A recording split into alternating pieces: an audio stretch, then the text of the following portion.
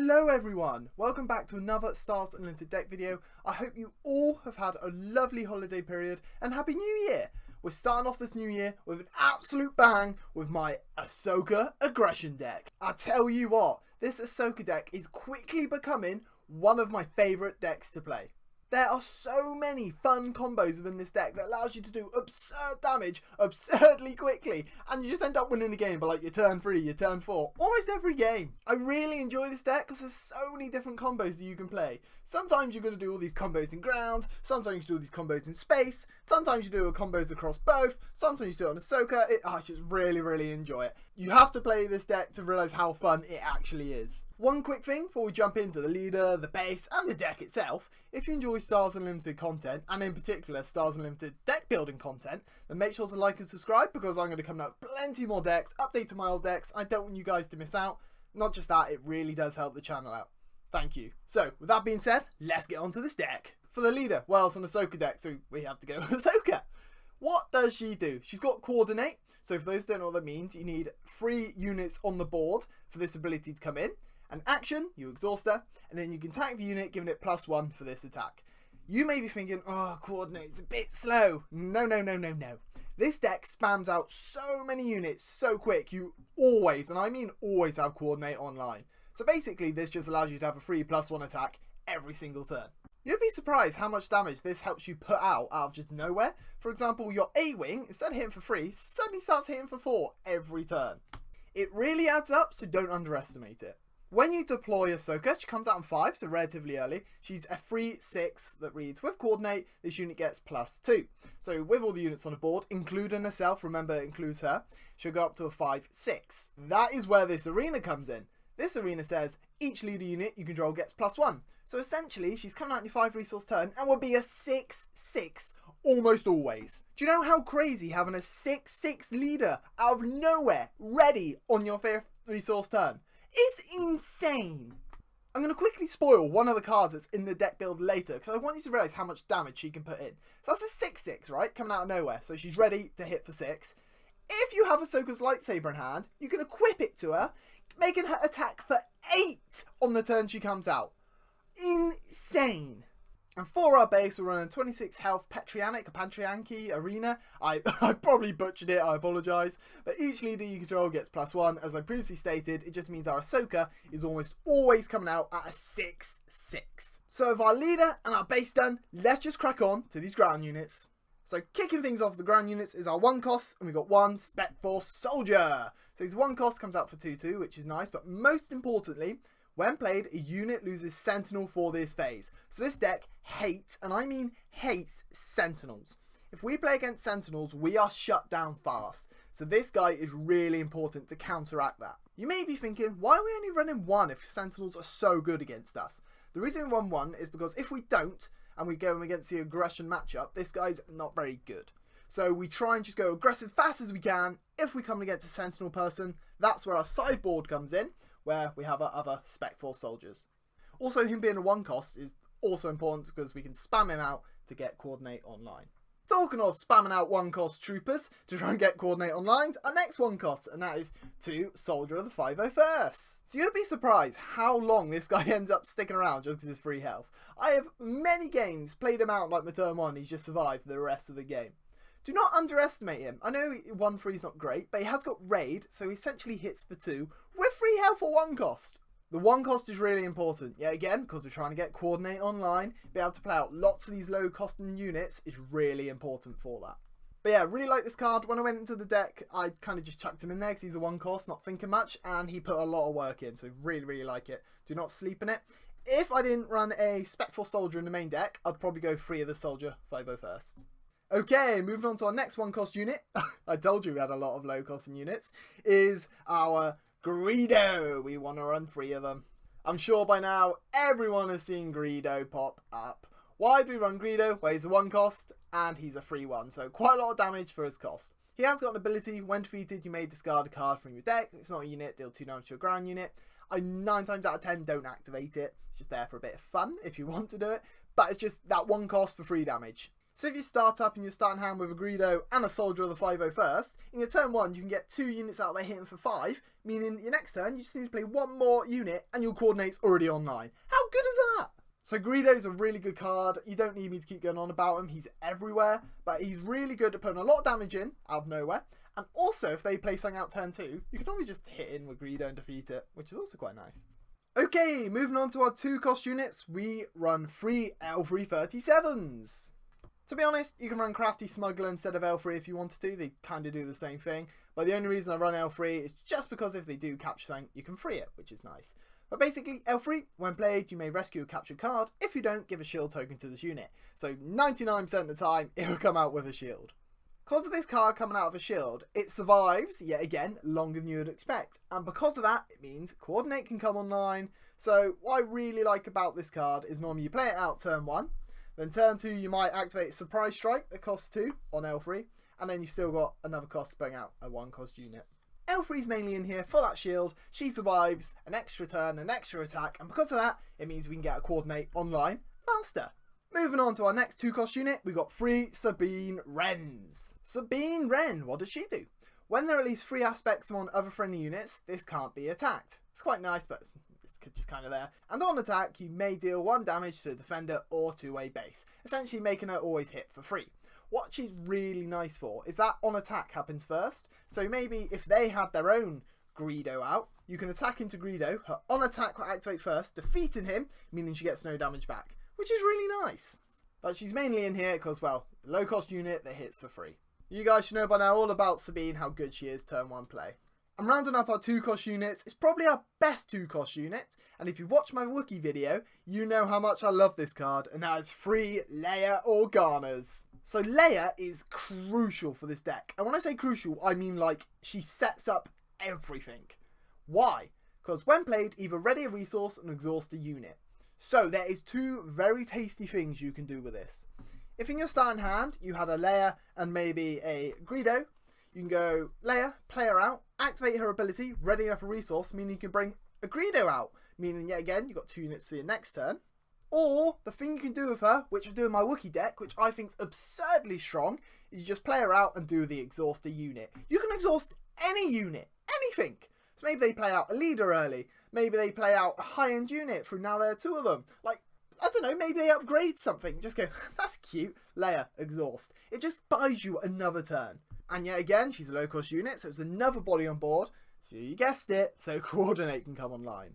Leia has ended up winning me games just by her coming out, exhausting something on their side of the field, and allowing me that extra attack or that extra turn that can then go in and win the game. Okay, so that's our 2-cost units done. Let's move on to our 3-cost. I'm going to start things off with 1 Ahsoka Tano. It's an Ahsoka deck. I had to run her in here. What does she do? Well, I control a few units in your opponent, including this unit. This gains ambush. Unfortunately, 99% of the time, she's not going to get that ambush because we're always spamming out endless troops. And she has got action, return this unit, and each upgrade on her to its owner's hand. Yet again, you're not really going to do it. To be honest, she's not great in this deck, but I just put her in here because, well, it's an Ahsoka deck. She is nice, 3-4 stat line. 4 health means she is going to survive a bit longer, and because of that, yet again, means Ahsoka's coordinates activate. But I'd much rather hit the other 3-cost units than this deck. So yeah, if you wanted to drop her, feel free. Like, she's a legendary as well, so she's pricey. She isn't important at all for the deck. She's just kind of in there because it's Ahsoka and it's an Ahsoka deck. So I kind of had to. So we go from 1 3-cost unit that's not that good to an unbelievable 3-cost unit in this deck. And I had a lot of stick for not including this in my clone deck. So if you're watching this video, please forgive me because it's here now. And that is 3 Batch Brothers. What does this card do? When played, create a clone trooper token. So you play them out, boom, have another clone. 2 units for the price of 1. Do you realise why that's so good? I've said it 40,000 times, but that means our coordinate can activate sooner. So maybe turn 1, you've got lucky, you played out a Greedo and Soldier of the 501st. Turn 2, you get Batch Brothers, that's 4 units. Or maybe you've played out an L3 turn 1, you've done Batch Brothers, boom, 3 units. It's just always allowing us to get that coordinate online. I'm always really happy to see Batch Brothers. Normally I like getting him, believe it or not, on my 5 resource turn. You bring them out, boom, clone troop token, play Ahsoka, coordinate. But Batch Brothers is insanely strong within this deck, just for that 2 units for the cost of 1, meaning our coordinate is basically always going to be activated once you play this card. And moving on to our final free cost unit, and an insanely strong free cost unit, and that is Free Jesse. I absolutely adore this card with any deck I put it in, especially in an aggression deck. Why? He's a free cost, that's a 4/4 with raid 1. He can hit for 5. 5 for free resources. He has got a bit of a downside. When played, your opponent creates 2 Battle Droid tokens. That's fine. Let him have it. Not an issue. If you play an exploit, be careful. But to be honest, it's not really an issue for you. Having a free cost unit for 5 attack is nuts. Do you know what makes him so good? So your free resource, you play him outright. Meaning your 4 resource, he's readied up. Then you activate Surprise Strike on him. That means your Jesse, that you played for free resources, is hitting for 8. Jesse just ends up putting so much damage into their base. It's absurd. Maybe you don't get a Surprise Strike, but you'll coordinate online, so you activate Ahsoka, giving it +1, meaning it then hits for 6. So Jesse just really puts the pressure onto the opposition team. Swinging for 8 damage out of nowhere is absurd, especially when everyone's running like 25 or 26 health bases. That's a good chunk of it just gone. That's our 3 cost units done. Let's jump on to the 4 cost, and we got 3 heavies. Can we please just take a moment to admire this hyper foil heavy that I pulled, and I'm absolutely in love with it. So why are we running heavy? Well, it's a coordinate deck, and he's got coordinate that gives him basically 6 attack. Yes, 6 attack for 4 resources. So you know what I'm going to say? Give it Surprise Strike, and Heavy's hitting for 9. Not just that, if you have Heavy on the field and Jesse, without any boosts and just the coordinate online, these 2 together were hit for 11 damage. I had to. With coordinate deck, I had to put Heavy in here. Has got another ability, is when defeated, deal 1 damage to each enemy ground unit. That's nice, and can end up cleaning the field up a little bit. But it's mainly in here for that coordinate. Getting 6 attack off with him is absurdly strong. Normally, if you have Heavy out, you then Surprise Strike with him, hitting for 9. Then following turn, you play Ahsoka with her lightsaber, hitting for a further 8. That is 17 damage with 2 attacks. That's not even including your turn 2, your turn 3, like all these other turns leading up to it. Do you see why this deck does so much damage? So that's our 4 cost units done. Let's move on to our 5 costs. We've got 1 Anakin Skywalker. Oh, come on. It's a Snips deck. I had to put him in here. Gonna be honest, if you want one of the most competitive versions of this deck, you may want to drop him for one of our next card. With that being said, he's still absurdly good. A 5 cost 6/6. Oh! And again, he's got coordinates on attack, draw a card. Because we're going to always have coordinate online, you're always going to do that. But yeah, he's mainly in here because he's Ahsoka's master. And, well, we had to put him in there. But still, a 5 cost 6/6 is nice. Really nice. And moving on to our final ground unit, and one would drop Anakin for to run 3 of. But, like I said, I had to run Anakin, and that is 2 Plo Koons. There is no way I can run a coordinate deck without putting Plo Koon in. Why? So he has ambush anyway, but if coordinates online, he gets raid free. So he ambushes for 6. You have a 6 ambush card on your 5 resource turn.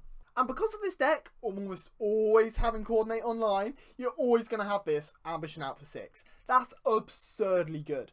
Keep in mind he's 5 resources, so he comes out on the turn of your Ahsoka.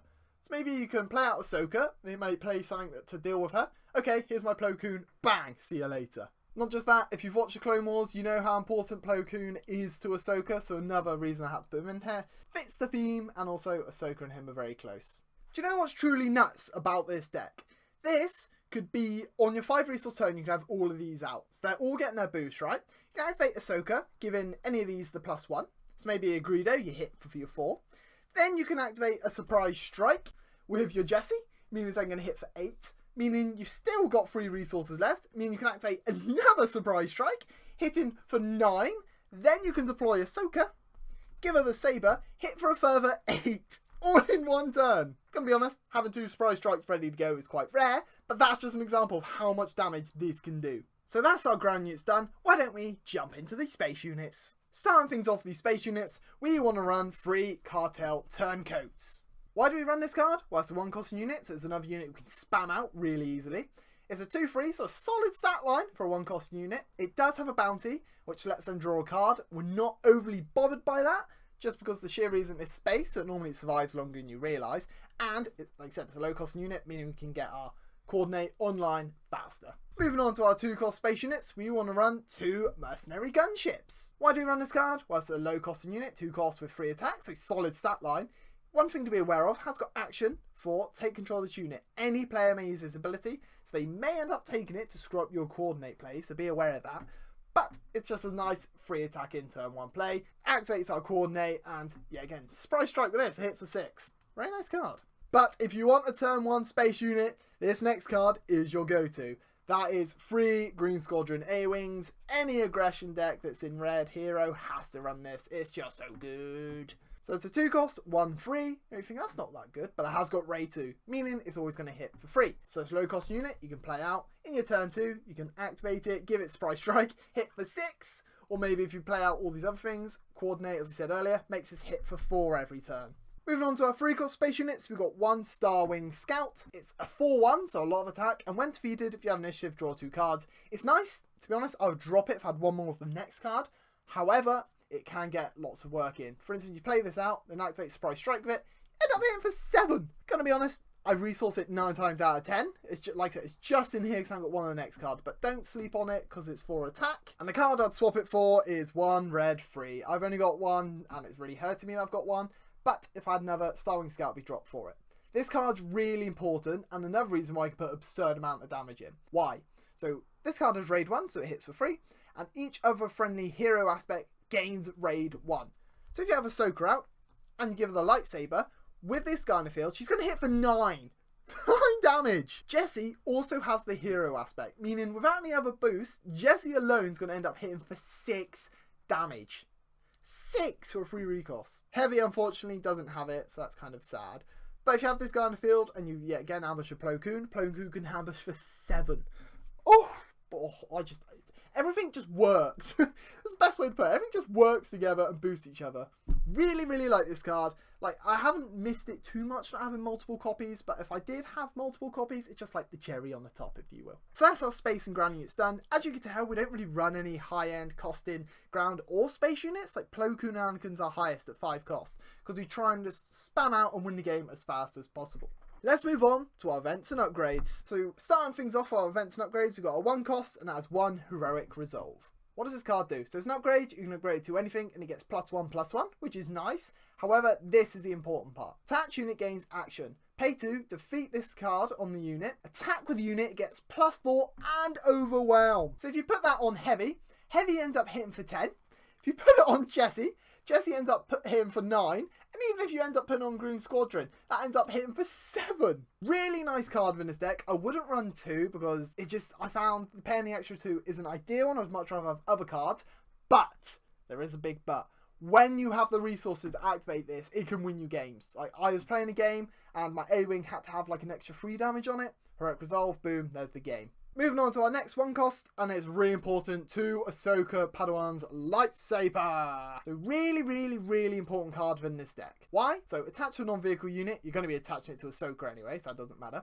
When played, if attached unit is Ahsoka Tano, you may attack with that unit. So you attach and attack immediately. So deploy Ahsoka, attach, boom, 8 damage. Not just that, because it only costs 1, you can normally play like 2 or 3 cards that turn, then activate it at the end. Love it. What I found as well, because it only costs 1, normally they let you play out your turn and think, oh, well, they can deploy Ahsoka now, she isn't going to do anything. Like, okay, pay 1, a lightsaber, boom, 8 damage. I mean, technically in a pinch, you can attach this to any of your ground units, but I'd highly advise if you get it in your hand, holding at least 1 copy for Ahsoka. Because she comes out so early and it only costs 1, like, why not? It's not going to hurt you. And our final 1 cost event and upgrade is 2 Hotshot Blasters. Yet again, another good card in this deck that allows us to be really aggressive. You're going to always want to put this into your resources so you can smuggle it for free. So when played using smuggle, attack with that attached unit. I mean, technically, you can just equip it onto anything if you want to, but it's nice to have in there to suddenly, boom, okay, attach, attack. I'm really bad for forgetting this is in my resources, I'm not going to lie. But remember when you're using this card, always check your resources. Don't forget like me. Moving on to our 2 cost events and upgrades, we've got 2 Keep Fighting. So what does this card do? Why are we running it? Ready a unit with 3 or less power. Fortunately, due to our base, Ahsoka, we can never ready her up, which is sad. However, there's many cards in this deck you can. For instance, your A-Wing, maybe you attack with it, then you can go, okay, keep fighting, ready it back up, hit for another 3, potentially 4 of Ahsoka. It's good.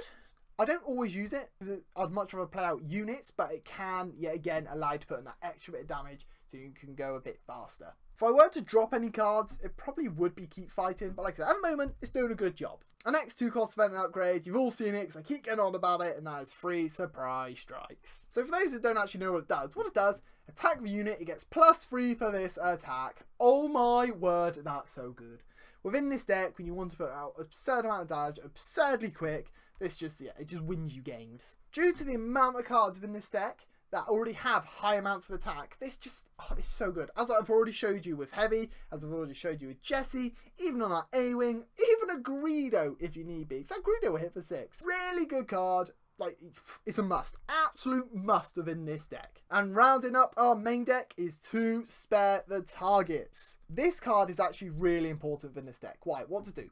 Return an enemy non-leader unit to his owner's hand. If it has a bounty, you can collect it. Normally you don't collect the bounties, there's nothing to collect. It's just basically waylay to put it back. It's really important in this deck, because if they play out like a big sentinel, a big unit, your deck can struggle. Because your units have low health, they just get defeated by it.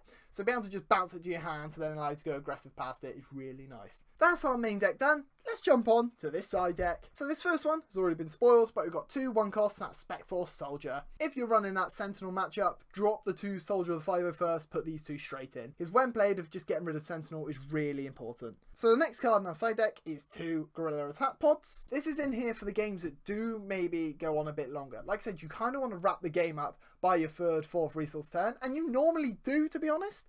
But just in case the game gets dragged on a little bit, this is really important, because you can ready it if a base has 15 more damage on it. It means it's basically always instantly ready, and you can attack with the grit, and you can boost it with Ahsoka. Yes, please. Moving on to our events and upgrades in our side deck, it's actually a really important card. That is free Break-In Ins. What does this card do? So attack unit gains +2 and Saboteur for this attack. So if I play against all these high Sentinel decks, I normally drop Surprise Strike for the free Break-In Ins, because it's basically the same thing, just 1 less attack and you get Saboteur. So because of that Saboteur, yeah, again, you can skip past the Sentinels, hit straight for base. So as you can tell from our side deck, we don't like Sentinels with all the Sentinel hate we've got in here. And rounding up our side deck is, well, we've got some removal, Spare the Target. We need a little bit more sometimes. So we've got 3 Open Fires. So just deal 4 damage to a unit. So yeah, again, maybe you're not seeing your Saboteurs or you're not seeing your Break-In Ins against these Sentinels. Just plays out, boom, see you later. Or maybe you're not even playing a deck that has lots of Sentinels and they're just playing out these units that are really pesky for you. Just side in this, get rid of it. So that is our main deck and side deck done. Here's the deck list for those who want it. So for matchups, you normally win the aggression matchups if you can get your coordinate online. If you're playing another aggression deck and they keep popping your units, you can struggle. However, Ahsoka coming out with the boost to the arena and her lightsaber can normally end up meaning you win, because they're too busy with clearing your units, beyond your units clearing theirs, and it just gets a bit messy, to be honest. Against mid-range, if they don't disrupt you too much, you just obliterate them. However, if they do bounce your targets, they do trade in, unfortunately you will lose, because mid-range, obviously they like to bounce everything or defeat something. Then suddenly they've got like a Zuckuss that's a 6/6 on the board, and they can just one-shot your Ahsoka. Like, you're done for. Against control, it's very interesting. If you get your Spec Force soldiers out, your Break-In Ins, you just obliterate them. Like, they can't stop you. However, if they get those Sentinels out, they get the right removals, and they pop your coordinate, you're in trouble. So as you can tell, this deck, really aggressive, and 9 times out of 10, if you don't get stopped, you win, like, 3rd, 4th turn, like, easily. However, if they start popping your coordinate, you can really struggle. So due to that, you're always thinking all these different combo paths you can take. Really, really, really enjoy this deck. Like, I've enjoyed it a lot more than I ever thought I would. Let me know in the comments what you think about this deck and any changes you may make. And, well, if you try it, how does it work out for you? Don't forget to let me know in the comments, what deck should I build next? What deck should I revisit and update? Thank you for watching. I really do appreciate it. And, well, hopefully, I should catch you in the next one.